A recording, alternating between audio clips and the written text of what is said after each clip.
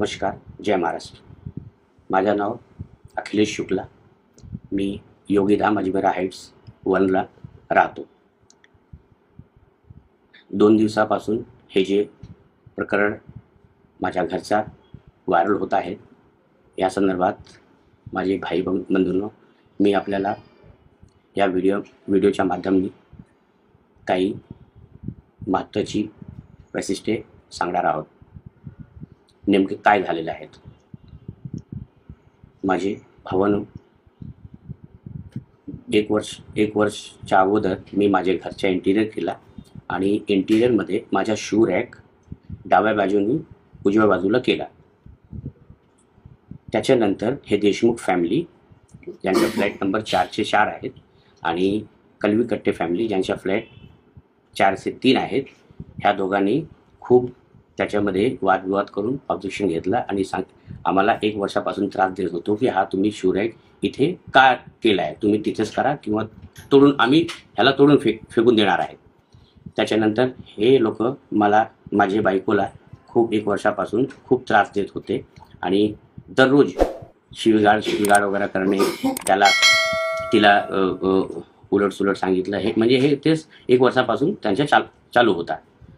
आणि माझी बायको हे सतत मला ऑफिसच्या आल्यानंतर ते सांगत होते, तरी पण मी हे कधी ह्याला हे नाही केलं. आणि 2 दिवसापासून परवा काय झालं, संध्याकाळी माझी बायको धूपबत्ती ते लावून ते माझ्या दरवाजाच्या बाहेर ठेवला आणि कलवीकट्टे आंटी जे आहेत ते येऊन त्यांनी सांगितलं की हे तुम्ही धूपबत्ती दररोज इथे लावते आणि ह्याच्याने आम्हाला खूप त्रास होत आहे, हे तुम्ही आजपासून लावू नका, नाहीतर आम्ही तुम्हाला इथे राहू देणार नाही. आणि ते खूप माझ्या बायकोची शिवीगाळ सुरू केली. त्याच्यानंतर मी येऊन ते मॅटर हे करायला सुरुवात केली. त्याच्यानंतर देशमुख फॅमिली आली, हे धीरज देशमुख आणि त्याचे लहान भाऊ हे येऊन माझी बायकोला खूप गालीगलोच खूप हे करून ते सुरुवात केली आणि जोराने दरवाजाला आपटू लागले आणि माझी बायकोचे केस त्यांनी खेचून तिला एक झापड पण दिला. आणि त्याच्यानंतर मी हे सोडायला प्रयत्न केला आणि त्यांनी मला पण खूप शिवीगाळ केली. आणि त्याच्यानंतर हे लोक असा हे विषय जे आहेत हे दुसऱ्या बाजूनी करून हे व्हिडिओ व्हायरल करत आहेत. याच्या मागे जी व्हिडिओ व्हायरल होत आहेत त्याच्यामध्ये नुसतं झगडा जे चालू आहे तेच दिसत आहे. त्याच्या मागे नेमकं काय आहेत ते कोणाला माहिती नाही. ते मी आज ह्या व्हिडिओच्याद्वारे मी आपल्याला सांगितलं आहे. आणि मी आपल्याला सांगतो की हे जे देशमुख फॅमिली आम्हाला 1 वर्षापासून त्रास देत होते, ते 2 दिवसाच्या अगोदर जे घडलं त्याच्यामध्ये माझेच मराठी भाई बंधूने सगळे येऊन मला सहकार्य केलं, त्यांनीच मला वाचवलं. आज हे आम्ही 5 पिढ्या इथे आहोत, महाराष्ट्रामध्ये आहेत आणि 100 वर्ष झाले आम्हाला.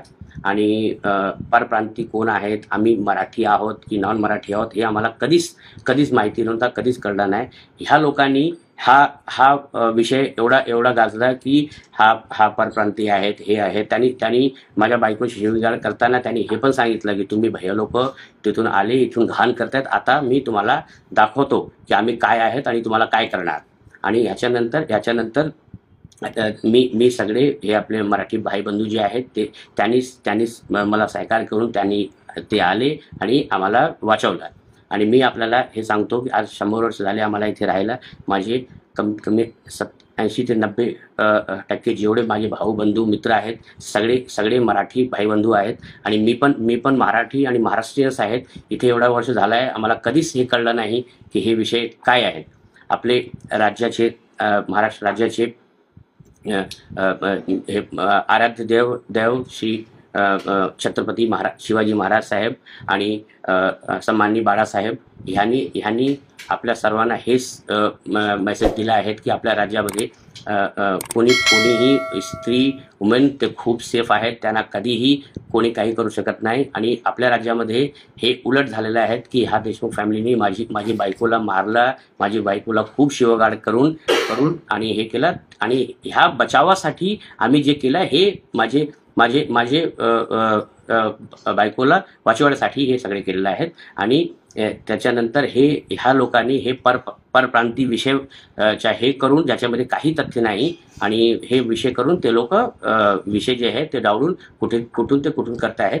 आणि म्हणून मी ह्या व्हिडिओमधून आपल्या सगळ्यांना विनंती करतो की ह्याची जी सच्चाई आहेत हे आपण आपल्याने बघावं. आणि सर्व माझे मराठी भाई बंधूने मी पण महाराष्ट्रीयन आहे, आम्हाला सहकार्य करावे आणि याची दक्षता घ्यावी. जय हिंद, जय महाराष्ट्र.